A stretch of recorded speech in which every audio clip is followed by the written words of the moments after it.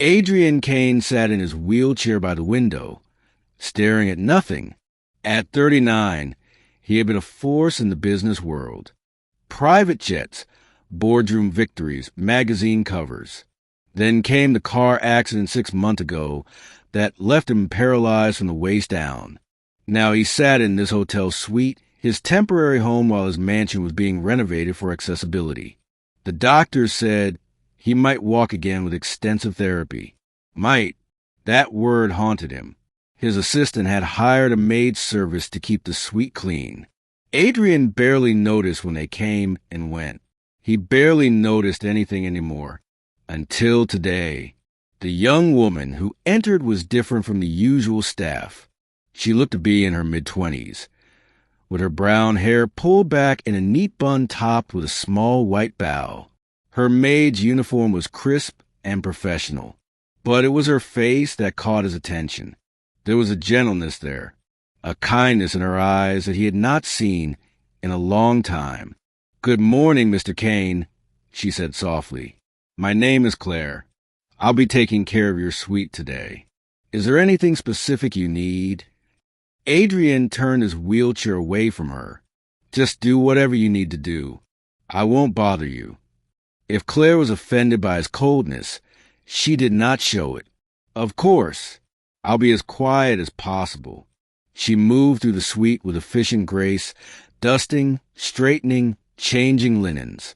Adrian pretended not to watch her, but he found himself glancing over occasionally.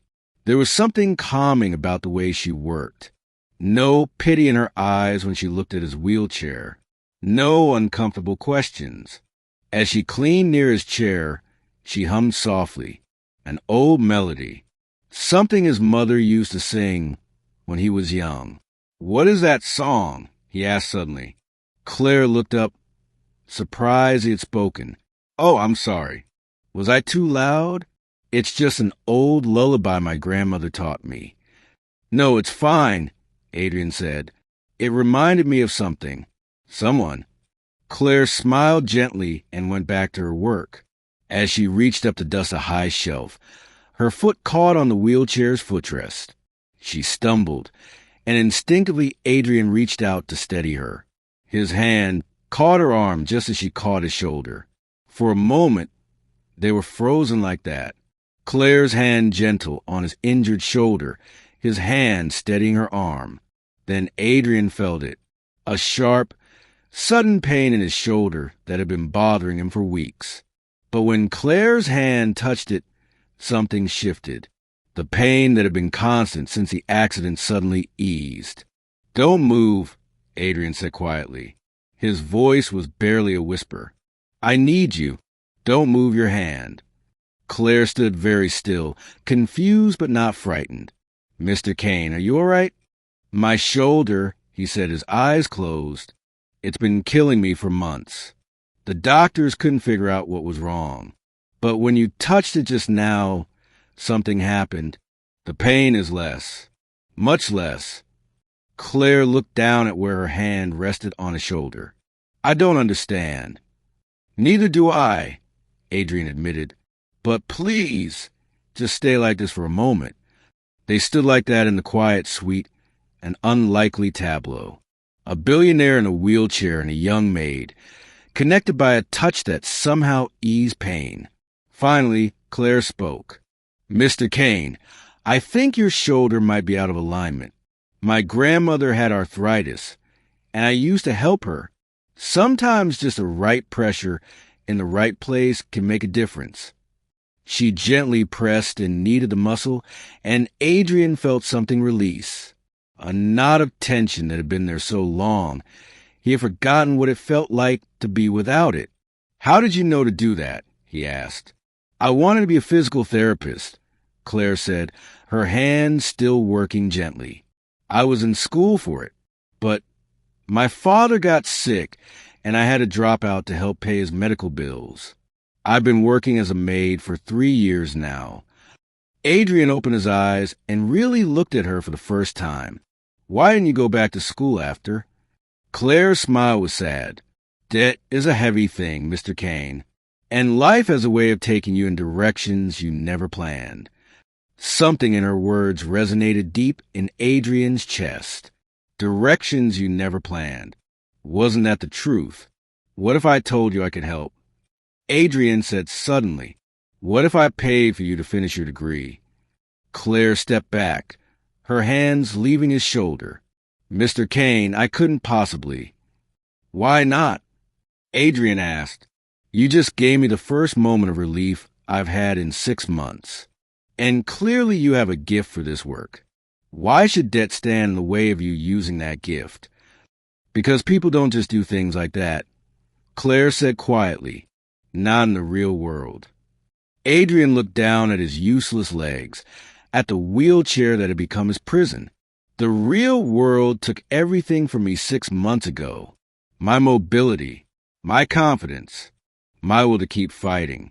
I've been sitting in this room feeling sorry for myself while my company runs itself and my life passes by." He looked back up at her. "But you walked in here today and reminded me that there's still purpose to be found.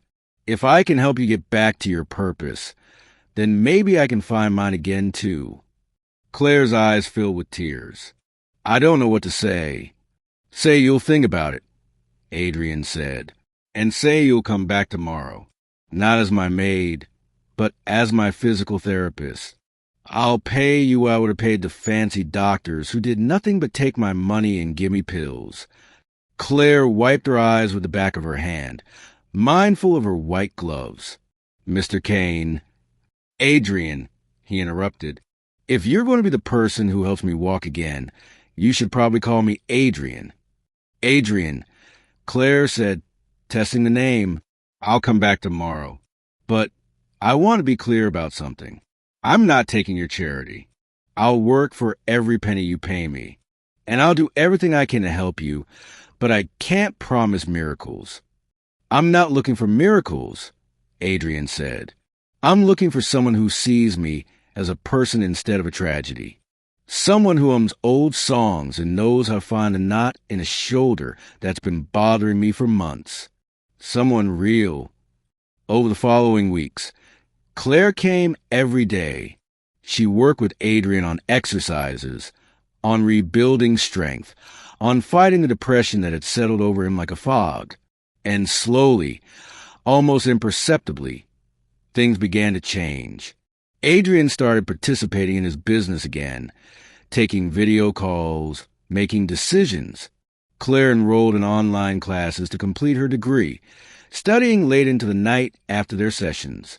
3 months later, Adrian took his first steps with a walker. Claire stood beside him, ready to catch him if he fell, her face bright with pride. "See," she said, "I told you, no miracles, just work." "I disagree," Adrian said, taking another shaky step. "You're here. That feels like a miracle to me." 6 months after that day when Claire stumbled and steadied herself on his shoulder, Adrian walked into graduation ceremony, where Claire received her degree in physical therapy. He still used a cane, and probably always would, but he was walking. As Claire crossed the stage to receive her diploma, Adrian stood and applauded. She looked out into the audience and found his face, and the smile she gave him was worth more than any business deal he had ever closed. After the ceremony, as they walked slowly through the parking lot, Claire said,